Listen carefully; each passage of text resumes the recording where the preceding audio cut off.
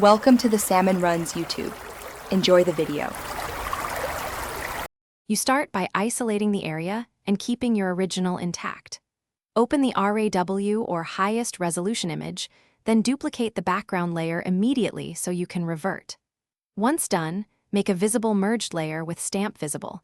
This gives you a single layer to retouch while preserving originals. Now zoom to 100% and identify the hotspot, the smallest bright patch that nails the problem. You'll use selection and correction tools next to blend tonal differences without destroying texture. You'll refine the selected hotspot now. First, make a loose selection around the glare and add a 15 to 30 pixel feather so corrections blend. Then try content-aware fill for complex backgrounds. If texture matters, switch to the spot healing or healing brush, sampling from nearby skin or surface. Once replaced, create a curves adjustment clip to the repair layer and gently lower highlights, or use dodge and burn set to 10-20% opacity.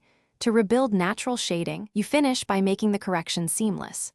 Add a small Gaussian blur to the repair mask edges if you see hard borders, and then pull the repair layer opacity down until the fix reads as part of the image. Use a layer mask to paint back micro texture where needed so skin or material grain matches. If highlights still look off, perform frequency separation and work on the high-frequency layer to clone texture precisely. That usually resolves persistent mismatches quickly. Thanks for watching. Consider subscribing if we helped you.